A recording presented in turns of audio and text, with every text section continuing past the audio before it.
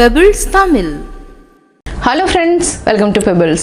நான் உங்கள் கோபி சுதா, கோபி சமையல். நம்ம நெக்ஸ்ட் செய்ய போகிறது லட்டு. அதாவது broken wheat வச்சு தான் நம்ம செய்ய போகிறோம். broken wheat வந்து கடையில் வந்து big broken wheatன்னு கிடைக்கும். அதை வாங்கிக்கலாம்.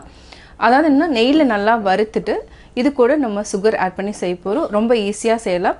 இதுக்கு நம்ம ஃபுட் கலர் கட்டாயம் ஆட் பண்ணணும். அப்போ தான் வந்து லட்டு வந்து பார்க்குறதுக்கு நல்லா கலர்ஃபுல்லாக நம்மளுக்கு தெரியும். அதே மாதிரி சாப்பிட்றதுக்கும் ரொம்ப டேஸ்டியாக இருக்கும். இப்போ எப்படி செய்கிறதுன்னு பார்க்கலாம். வீட் லட்டுக்கு தேவையானது நம்ம பெரிய broken wheat எடுத்துருக்குறோம். இந்த broken wheat வந்து என்னென்னா கொஞ்சம் பெருசாக இருந்துச்சுன்னா நல்லாயிருக்கும். லட்டு பிடிக்கிறதுக்கு இந்த சைஸில் எடுத்துக்கோங்க. சர்க்கரை வந்து ஒரு கப் எடுத்துட்டோன்னா சேம் கப் அளவுக்கு நம்ம கோதுமை ரவை எடுத்துக்கணும். இதை வந்து நெய்யில் வந்து வறுத்து எடுத்துக்கலாம். 1 by 1 நம்ம வீடியோலேயே பார்க்கலாம். இப்போ இதுக்கு 1 டீஸ்பூன் அளவுக்கு நெய் விட்டுக்கோங்க. நெய் விட்டதுக்கப்புறம் நம்ம இந்த broken wheat அப்படியே வறுத்து எடுத்துக்கலாம். நல்லா வாசம் வர வரைக்கும் வறுத்து எடுத்துக்கலாம். இப்போ பார்த்திங்கன்னா நல்லா வறுத்துட்டோம். இந்த வறுக்கிறப்பவே ஒரு ஸ்மெல் வரும். அதாவது வீட்டினோட ஸ்மெல் வந்து அப்படியே வந்து வர ஆரம்பிக்கும். இப்போ நம்ம ஸ்லோ பண்ணிக்கலாம். அதே நம்ம ஒரு பிளேட்டில் வந்து மாற்றி வச்சுக்கலாம். அடுத்து நம்ம இந்த கப்பில் 1 கப் அளவுக்கு நம்ம broken wheat எடுத்துருந்தோம். இதில் 3 கப் அளவுக்கு நம்ம தண்ணி விட்டுக்கலாம். தண்ணி நல்லா கொதிக்கட்டும். கொதிச்சதுக்கப்புறம் நம்ம ரவை ஆட் பண்ணிக்கலாம். நம்ம ஒரு 3 ஏலக்காய் வந்து எடுத்துக்கலாம். இதை வந்து சீடு மட்டும் நம்ம ஆட் பண்ணிக்கலாம். இது வந்து வாசனைக்கு. தண்ணி கொதிக்க ஆரம்பிச்சிருச்சு.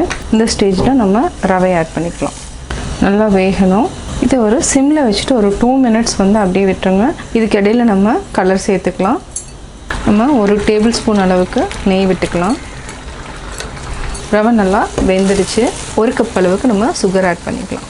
எந்த கப்பில் நம்ம எடுக்கிறோமோ அதே கப் அளவுக்கு நம்ம சர்க்கரை ஆட் பண்ணணும். இது கூட முந்திரி, பாதாம் இல்லைனா நீங்கள் சன்ஃப்ளவர் சீட், வெள்ளரி விதை எது இருந்தாலும் நம்ம ஆட் பண்ணிக்கலாம். இப்படி பார்த்திங்கன்னா லிக்விட் மாதிரி ஆகிடுச்சு. ஹை ஃப்ளேமில் மாற்றிக்கோங்க. இப்போது 3 minutes ஆகிடுச்சு. இதுக்கு நம்ம 1 டேபிள் ஸ்பூன் அளவுக்கு நெய் விட்டுக்கலாம்.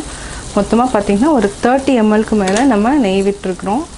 இதே மாதிரி ஒரு 2 minutes, அதாவது டோட்டலாக பார்த்திங்கன்னா ஒரு 10 minutes வந்து நம்ம சிம்மில் வச்சுட்டு நல்லா வந்து வதக்கிட்டே இருக்கணும். அப்போ என்னென்னா நல்லா சுண்டிடும். அதாவது சுகர் சிரப் மாதிரி ஆகிடும்.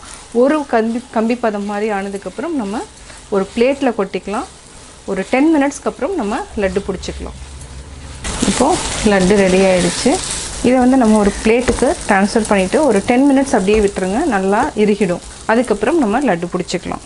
கொஞ்சம் நேரம் ஆக ஆக இதை வந்து நல்லா இறுக ஆரம்பிச்சிடும். இது அப்படியே இருக்கட்டும்.